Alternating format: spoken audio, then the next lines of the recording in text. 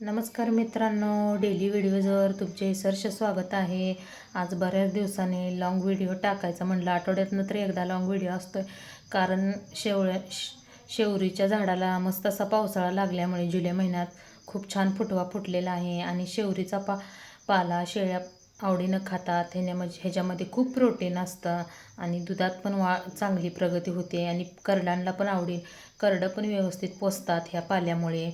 चला तर मग आता तुम्हाला आमची शेवरीची म्हणजे सुबाबळची बाग दाखवूया. बघा किती मस्त आलेली आहे.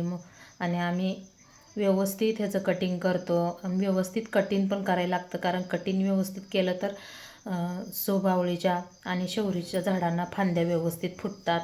आणि आमच्या शेळ्यांसाठी आम्ही चारा केलेला आहे. सोबत आमच्यात घासगवत आणि वैरण पण आहे. तरी पण आम्ही शेताचा निम्मा भाग आम्ही शेवरी लावलेले आहे आणि मस्त असं फुटवा फुटलेला आहे. आणि तुम्ही पण असं तुमच्या शेळ्यांसाठी चारा लावू शकता, कारण शेळीपालनात वैरण किंवा घासगवत पावसाळ्यामध्ये पाणी पडतं आणि हा पाला शेळी आवडीनं खातात, कारण वैरण आणि त्यांना कडवळ खाऊन कंटाळा येतो. आणि वेगवेगळा झाडपाला जर असेल तर शेळ्या आवडीने खातात, कारण झाडपाला हा त्यांच्या खूप आवडीचा असतो आणि ते लगेच खातात. आणि छोट्या छोट्या करडांना पण हा पाला खूप आवडतो, म्हणून आम्ही ही जी लागवड केलेली आहे.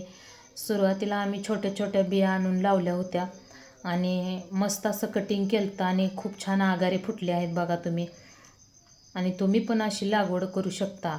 जर तुम्हाला आमच्या चॅनलचे व्हिडिओ आवडले असतील तर लाईक करत जावा आणि सबस्क्राईब करत जावा. कमेंटमध्ये नक्की सांगा की आमची बाग तुम्हाला कशी वाटली. आणि सोबत बघा ही तुती पण कटिंग केलेली आहे. तुतीची थोडी झाडे आहेत, पण एवढी नाही ती छान.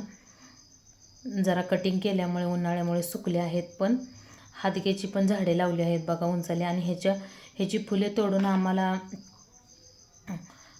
हादग्याच्या फुलांचा फायदा पण होतो, कारण भाजी बनवण्यासाठी किंवा शेळीला टाकण्यासाठी. हादग्यामध्ये पण खूप प्रोटीन असतात. शेवरीसोबत आम्ही तुती, हादगा, शेवरी असं 3 प्रकारच्या व्हरायटी लावल्या आहेत, वेगवेगळ्या प्रकारच्या. आणि खाली शेतामध्ये आम्ही कडवळ पण लावलेलं आहे, कारण शेळ्यांसाठी. आणि मका पण लावलेला आहे. असं वेगवेगळ्या प्रकारचं तुम्ही 2-3 प्रकारच्यामध्ये विभाजन करू शकता टप्प्याटप्प्याने.